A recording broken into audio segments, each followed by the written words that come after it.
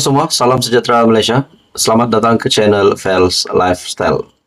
Tuan-tuan dan puan, hari ini kita dikejutkan dengan satu nama besar yang disahkan, keahlian dan gelaran dilucutkan.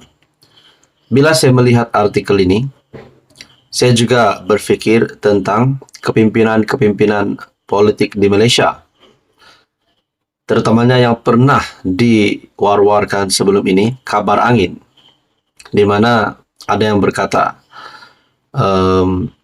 gelaran Tun Mahathir bakal ditarik, gelaran Tan Sri Muhyiddin Yassin bakal ditarik, gelaran Tan Sri Hadi Awang bakal ditarik, ataupun gelaran Menteri Besar Kedah Muhammad Sanusi bakal ditarik. Jadi banyak lagi pemimpin-pemimpin yang mempunyai gelaran yang dikatakan tidak layak mereka untuk mendapat gelaran itu. Saya melihat banyak komen melalui YouTube channel saya sendiri. Tapi hari ini, saudara-saudara, satu kejutan besar. Ini disahkan, gelaran dan keahlian dilucutkan dalam satu artikel dari mediapermata.com. Bandar Seri Begawan, 24 Ogos. Pada menjunjung titah perintah ke bawah Duli Yang Maha Mulia, Paduka Seri Baginda Sultan Haji Hassanal Bolkiah Muizzaddin Wadaulah, Sultan dan Yang di-Pertuan Negara Brunei Darussalam, adalah dengan ini dimaklumkan bahawa ke bawah Duli Yang Maha Mulia telah memperkenankan sokongan Majlis Mesyuarat Adat Istiadat bagi pelucutan keahlian sebagai ahli Majlis Mesyuarat Diraja dan pelucutan gelaran Pehin Orang Kaya Shah Bandar yang dikurniakan kepada Haji Awang Muhammad Nawawi bin Pehin Orang Kaya Shah Bandar Haji Awang Muhammad Taha, serta ditarik balik semua bintang-bintang kebesaran dan pingat-pingat kehormatan yang telah dikurniakan kepadanya. Pelucutan keahlian sebagai ahli Majlis Mesyuarat Diraja dan pelucutan gelaran Pehin Orang Kaya Shah Bandar serta penarikan balik bintang-bintang kebesaran dan pingat-pingat kehormatan berkenaan berkuat kuasa hari ini. Artikel pada 24 Ogos melalui satu artikel dari Media Permata. Jadi bagi saya ini satu kejutan besar. Tuan-tuan dan puan, teruskan bersama di dalam channel ini untuk info yang seterusnya. Tak kerasa malukah Muhyiddin Yassin? Wah, demikian adalah persoalan yang ditimbulkan oleh satu pemerhati ataupun penganalisis politik, Shahabuddin Husin. Dalam sebuah artikel dari shahabuddin.com. Ini satu artikel ataupun satu berita yang pasti mengejutkan Muhyiddin Yassin serta menantunya. Tak rasa malukah Muhyiddin bila menantunya kini buruan Interpol? Macam mana nak jadi Perdana Menteri semula? Nah, saudara-saudara, adakah di sini hancur lagi cita-cita Muhyiddin untuk menjadi Perdana Menteri kali yang kedua?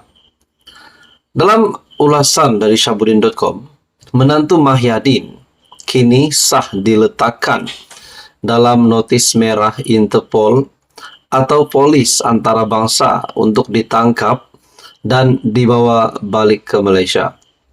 Adakah dengan ini makna kata nama Muhyiddin Yassin yang juga bekas Perdana Menteri hari ini sedang disebut-sebut di seluruh dunia? Walaupun kita tahu bukan Muhyiddin Yassin, tapi nama beliau yang menjadi sebutan disebabkan beliau adalah bekas Perdana Menteri dan yang diburu itu adalah menantunya. Dalam ulasan ini bermakna Muhammad Adlan Behran sekarang adalah orang buruan pihak berkuasa di peringkat antarabangsa dan dicari di seluruh dunia. Turut bersama diburu Interpol ialah seorang peguam, Mansur Saad. Kedua-dua mereka dikehendaki SPRM untuk disiasat berkaitan dakwaan rasuah berhubung projek melibatkan pendaftaran dan penyimpanan maklumat biometrik untuk pekerja asing. Kedua-dua mereka dipercayai melarikan diri ke luar negara sejak bulan Mei tahun ini. Jadi melalui persoalan Syahbudin, kita ulang semula macam mana nak jadi Perdana Menteri semula. Adakah di sini hancur harapan ataupun cita-cita Mahyadin untuk sekali lagi memegang jawatan sebagai Perdana Menteri?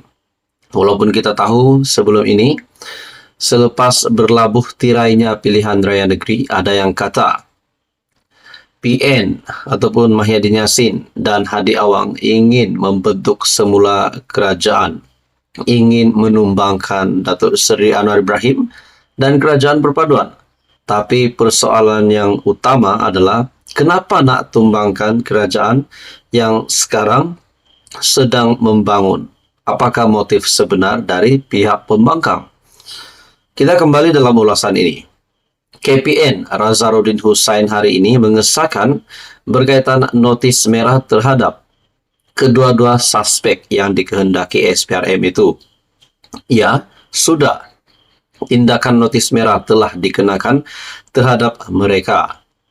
Muhammad Adlan sebelum ini melalui peguamnya mengeluarkan kenyataan yang mendakwa dia menjadi sasaran secara tidak sah oleh SPRM yang menyebabkannya menderita dan berada di ambang kehancuran dari segi kewangan. Dia juga mendakwa akaun bank baik peribadi maupun yang dikaitkan dengan syarikatnya telah dibekukan tanpa notis. Bagi Mansur pula, dia mendakwa bahawa dia menjadi mangsa penganiayaan politik. Dengan disenaraikan dalam notis merah Interpol, tak rasa malukah Mahyadin dengan apa yang sedang berlaku dan diperbualkan orang ramai? Di mata umum, gambaran yang terpampang dan sedang diperkatakan ramai ialah menantu seorang bekas Perdana Menteri sedang diburu dan kini diletakkan dalam notis merah Interpol berikutan enggan menyerah diri. Di mana rasa tanggungjawab Mahyadin sebagai pemimpin dan bekas Perdana Menteri soal Syahbudin? Jika tidak boleh meminta menantunya untuk menyerah diri, beliau tentunya boleh meminta anak perempuannya, yaitu isteri Muhammad Adlan, untuk memujuk suaminya agar segera kembali dan menyerah diri kepada SPRM. Lagipun berapa lama mahu melarikan diri dan bersembunyi? Kenapa Mahyadin tidak melakukannya?